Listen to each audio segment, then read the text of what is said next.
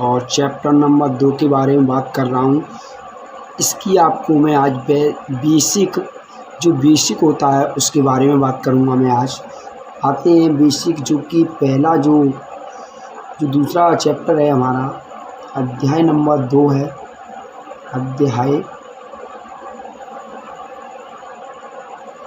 अध्याय नंबर 2 है, उसके बारे में पढ़ेंगे। उस पाठ का नाम है बहुपद। क्या नाम है? बहुपद। तो उसके बारे में बात करेंगे, बहुपद क्या होता है, क्या नहीं होता है। लेकिन जो बहुपद है, बहुपद है, उसके बारे में हम बात करेंगे। तो बहुपद के बारे में बात करते हैं। बहुपद क्या है देखते हैं, आज उसके बारे में पढ़ते हैं। अगर हमारा चैनल आपने सब्सक्राइब नहीं किया है तो इसको सब्सक्राइब कर लें, क्योंकि हम इसमें जो छोटे चीज़ें हैं उसके बारे में बात करेंगे।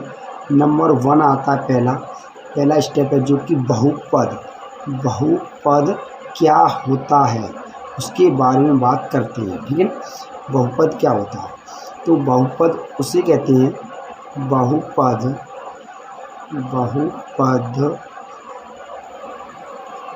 उससे कहते हैं जिसमें एक से अधिक पद होते हैं। एक से अधिक पद होते हैं। ठीक है ना? कितने होते हैं? एक से अधिक पद। जैसे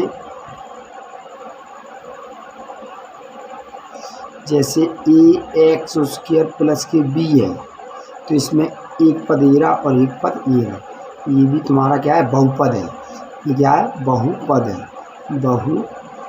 है, क्योंकि इसमें एक से अधिक पद है। सपोज दैट, जैसे कि x हो गया, तो ये x है, बहुपद नहीं है, लेकिन क्या है? समीकरण बोल सकते हैं इसे। क्या बोल सकते हैं? समीकरण हो सकता है। ये आपका क्या है? समीकरण है।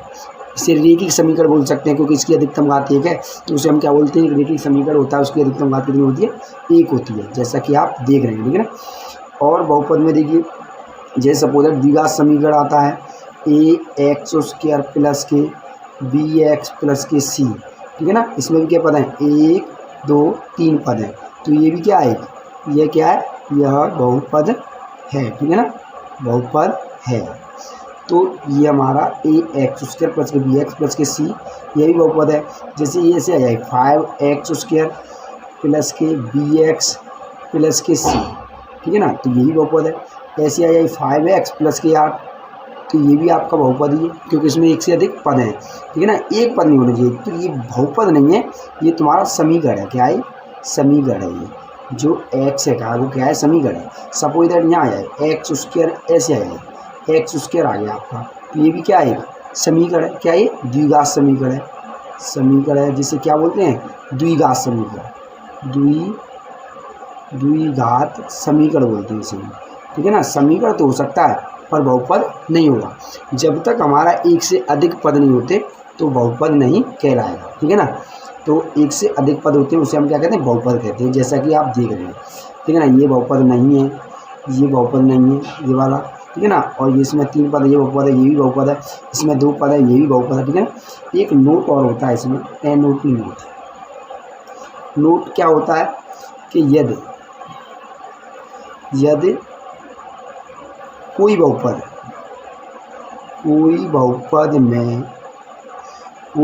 हो, बहुपद में अगर रूट में x आए, रूट में क्या आए? x आ जाए तुम्हारा। क्या आए? x आ जाए। रूट में जी द्विघात समीकरण, रूट में x आए, तो बहुपद तो क्या होता है? बहुपद नहीं होगा। ठीक है ना? तो क्या नहीं होगा? बहुपद नहीं होगा, क्योंकि अगर रूट में आया तो वो एक तुम्हारा अपर में संख्या के रूप में व्यक्त करता है, इसलिए बहुपद है। जैसे कि आप देख रहे हैं, जैसा कि आपने ये देखा है कि x² प्लस की 5 रूट में x और प्लस की 8 तो ये तुम्हारा द्विघात समीकरण है। इसे क्या बोल सकते हैं? समीकरण तो है, समीकरण है ये, लेकिन बहुपद नहीं है। ये क्या नहीं है? बहुपद तुम्हारा नहीं होगा, बहुपद नहीं है, ठीक है ना। तो बहुपद नहीं होता, समीकरण हो सकता है। समीकरण की बात करेंगे तो समीकरण होगा, लेकिन बहुपद नहीं होगा। बहुपद कब होगा? जब उसमें रूट ना है, ठीक है ना। रूट में एक्स नहीं आना चाहिए। यदि, एक और स्टेप बताता हूँ मैं, यदि क्या हो, यदि अंक रूट में आया, जैसे ax² प्लस के 5 और तुम्हारा x और प्लस रूट में 2 आ गया, ये हो गया। अंक बेशक आए, अंक आ सकता है आपका, अंक अगर रूट में आता है तो बहुपद होता है। ये बहुपद है, बहुपद है। अगर रूट में x आए तो बहुपद नहीं कहलाएगा, ठीक है ना। तो ये आपको बहुपद के बारे में, बहुपद किसे कहते हैं? बहुपद उसे कहते हैं जिसमें एक से अधिक पद होते हैं। जैसा कि आप देख रहे हैं ax² प्लस के bx, इसमें एक येरा 2 पद हैं तो बहुपद है। यदि x आ गया समीकरण कहलाएगा, बहुपद नहीं होगा, ठीक है ना। ax² प्लस के bx प्लस के c, ये बहुपद है क्योंकि इसमें क्या पद है? 1 2 3 पद, कितने? 3 पद है। इसे त्रिपदी बोल सकते हैं, ठीक है। 1 2 3 पद, इसमें भी 3 पद है तो ये भी बहुपद है। 5x प्लस के 8 है, ये भी बहुपद है। x² आ गया, ये समीकरण है, द्विघात समीकरण बोल सकते हैं, लेकिन बहुपद नहीं है। ये क्या है? बहुपद नहीं होगा। यदि कोई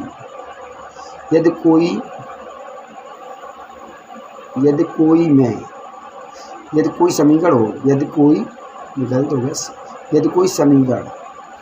कोई समीकरण अगर रूट में x आए तो बहुपद नहीं होता है। जैसा कि आप देख रहे हैं x² प्लस के 5 रूट में x प्लस के 8, तो ये समीकरण हो सकता है, लेकिन बहुपद नहीं होगा। क्या नहीं होगा? बहुपद नहीं होगा, ठीक है ना, बहुपद नहीं है। यदि ax² प्लस के 5x प्लस के रूट में 2 बहुपद आए तो ये क्या होगा? बहुपद तुम्हारा होगा। क्या होगा? ये बहुपद है। देखिए, बहुपद निम्न प्रकार के होते हैं। क्या पढ़ रहे हैं हम? बहुपद निम्न प्रकार के होते हैं, ठीक है ना। ये बहुपद है वो निम्न प्रकार के होते हैं। नंबर 1 पहला होता है बहुपद, पहला नंबर क्या होता है? रेखिक बहुपद। क्या होता है? रेखिक बहुपद, ठीक है, रेखिक बहुपद। इसके बारे में पढ़ते हैं। रेखिक बहुपद क्या है? वह बहुपद जिसकी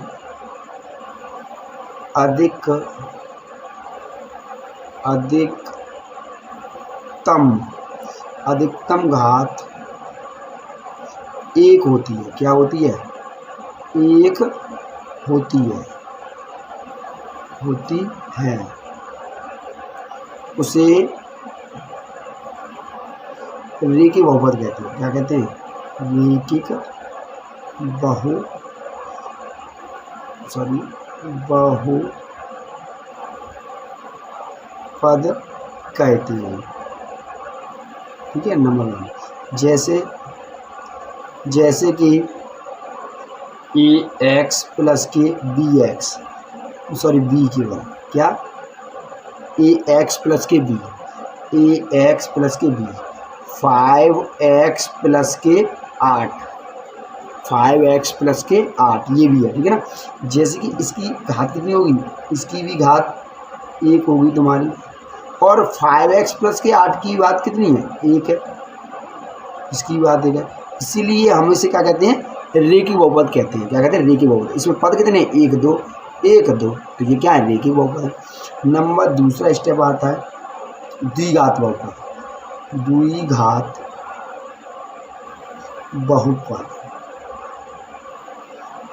बहुपद क्या होता है? वह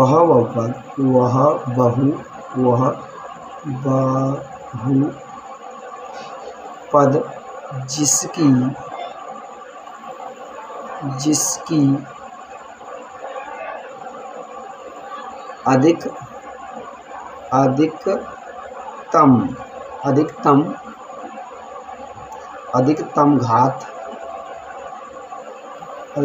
अधिकतम घात 2 हो, 2 हो तो द्विघात बहुपद होता है। ठीक है ना, कितना होता है, द्विघात बहुपद होता है। जैसा कि कैसे, ax² प्लस के bx प्लस के c बराबर 0। किसे पद है, 1 2 3 पद है। ठीक है, तो ये क्या है, एक रेखिक बहुपद है। क्या है, सॉरी, द्विघात बहुपद है। रेखिक बहुपद तो एक घात वाला होगा, ये द्विघात बहुपद है। ठीक है ना, इसमें स्टेप और आता है,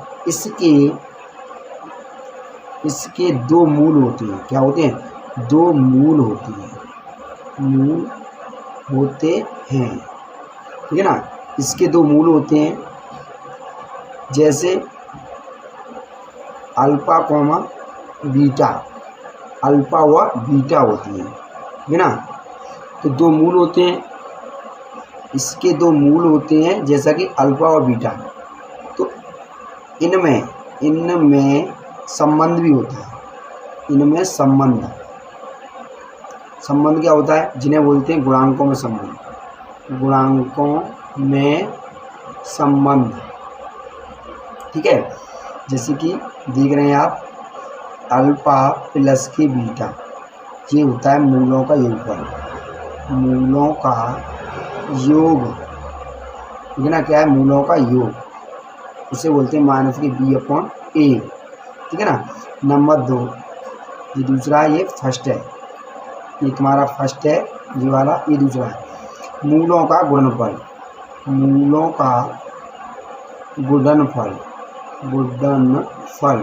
वो होता है अल्फा इंटू बीटा,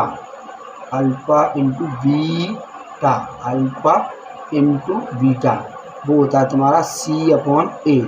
तुलना हम इससे करते हैं, ये समीकरण इससे ABC, जिसमें अल्फा प्लस बीटा मान लीजिए b/a होता है, अल्फा इंटू बीटा और c/a होता है। ठीक है ना, इसमें एक और पॉइंट दिया होता है,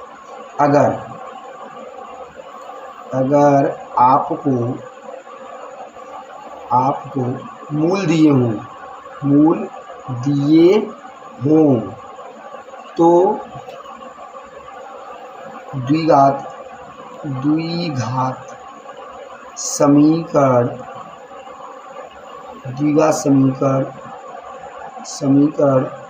बनाने का सूत्र भी होता है। ठीक है ना, क्या होता है, सूत्र। जैसा कि आप देख रहे हैं, x² क्या है, x² माइनस कोष्टक में अल्फा प्लस के बीटा और प्लस अल्फा इंटू बीटा बराबर 0। ये तुम्हारा द्विघात बहुपद बनाने का सूत्र होता है। ठीक है ना, समीकरण भी बोल सकते हैं इसे, क्या बोल सकते हैं, समीकरण। बहुपद जब होगा जिसमें अधिकतम घात, ये समीकरण भी है, इसे समीकरण भी बोलेंगे, समीकरण भी होता है। ठीक है ना, ये क्या होता है, समीकरण भी होता है। ये आपका ये समीकरण भी है, समीकरण, इसे क्या बोल सकते हैं, समीकरण भी बोल सकते हैं, समीकरण। ठीक है ना, समीकरण भी हो सकता है। ठीक है ना, इस तरीके से, तो इससे सूत्र होती है। द्विघात समीकरण हो गया, ये रेखिक बहुपद हो गया आपका, ये द्विघात बहुपद हो गया। द्विघात बहुपद का ये आपका स्ट्रक्चर है, ये ऐसे आप इसे पढ़ सकते हैं, बना भी सकते हैं द्विघात बहुपद में, जैसा कि आप देख रहे हैं। ठीक है ना, और बहुपद उसे कहते हैं जिसमें एक से अधिक पद होते हैं, उसे कहते हैं बहुपद। तीसरा स्टेप है, आप तीसरा स्टेप देखें। तीसरे स्टेप में क्या होता है, त्रिघात समीकरण। कौन सा होता है, त्रिघात बहुपद, त्रिघात बहुपद।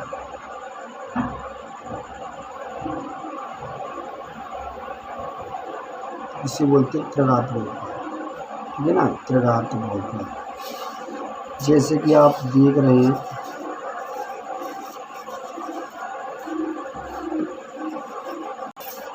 त्रिघात बहुपद आपने पढ़ा होगा, अब मैं पढ़ा रहा हूँ, देख लीजिए।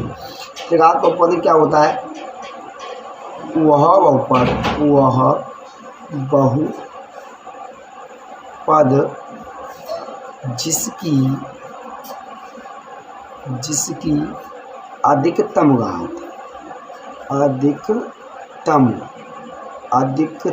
घात घात 3 हो, कितनी हो जी, 3 हो, तो उसे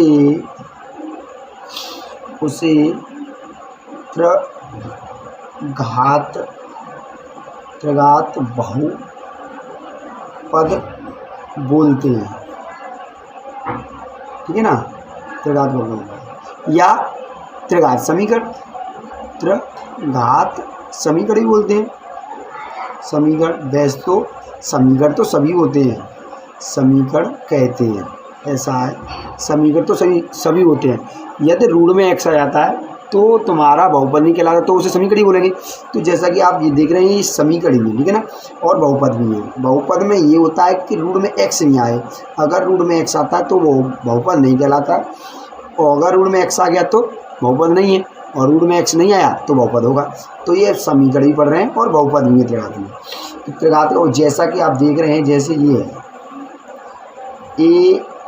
ax³ प्लस के bx² प्लस cx प्लस के d, ये तुम्हारा त्रिघात बहुपद है, त्रिघात बहुपद, और त्रिघात समीकरण भी इसे बोल सकते हैं, ठीक है ना। स्टेप आता है अब इसका, इसके 3 मूल होते हैं, मूल अल्फा, बीटा और गामा। इसके 3 मूल होते हैं, अल्फा, बीटा, गामा, ठीक है। जब त्रिघात समीकरण है तो उसके 3 मूल भी होंगे, अल्फा, बीटा, गामा, ठीक है ना। तो उनमें संबंध भी होता है, ये गलत हो, इनमें संबंध, मूलों में संबंध,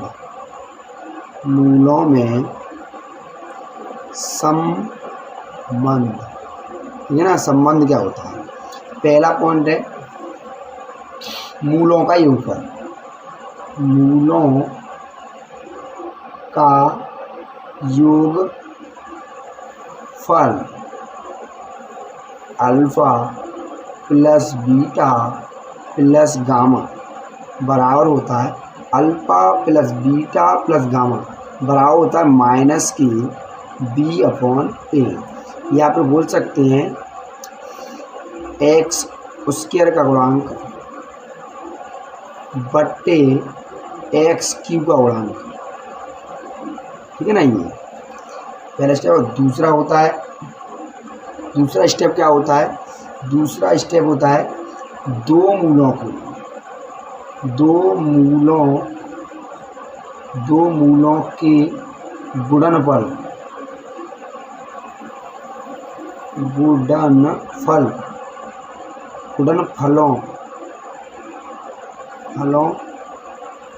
दो मूलों के गुणनफल तथा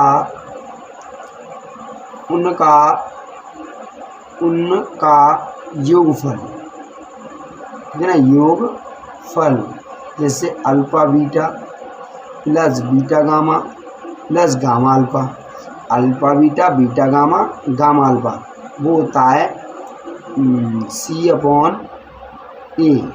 क्या होता है? C/A, C जीरा, ये C, B, A और D, तो C/A।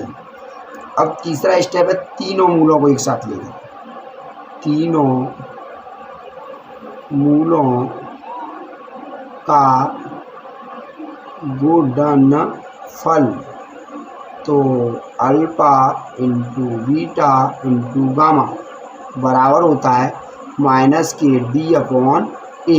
क्या होता है? माइनस के D/A, ठीक है ना, माइनस के D/A होता है। जिससे हम तीनों मूलों का गुणनफलों का मतलब जो चीज़ दिया हुआ उसे निकाल सकते हैं। अब चौथा स्टेप आता है इसका सूत्र, जो मतलब बनाने का, त्रिघात समीकरण का सूत्र। त्रिघात समीकरण, त्रिघात बहुपद या त्रिघात समीकरण बनाने का सूत्र, ठीक है ना। तो ये होता है एक्स क्यू माइनस कोष्टक में अल्फा प्लस के बीटा प्लस गामा और एक्स स्क्वायर प्लस कोष्टक में alpha alpha beta plus beta gamma और गामा अल्फा, वो होता है तुम्हारा एक्स, और माइनस कोष्टक में alpha into beta into gamma बराबर होता है 0। तो ये तुम्हारा त्रिघात समीकरण की बारे में दिया हुआ है। एक्स क्यूब माइनस कोष्टक में अल्फा प्लस के बीटा, ये आपका बीटा है, बीटा प्लस गामा कोष्टक बंद और यहाँ पर एक्स स्क्वायर प्लस कोष्टक में alpha beta beta plus beta gamma plus gamma alpha, क्या गामा अल्फा, ठीक है ना, gamma alpha minus alpha into beta और गामा, तीनों मूलों का गुणनफल बराबर 0। ये होता है तुम्हारा त्रिघात समीकरण बनाने का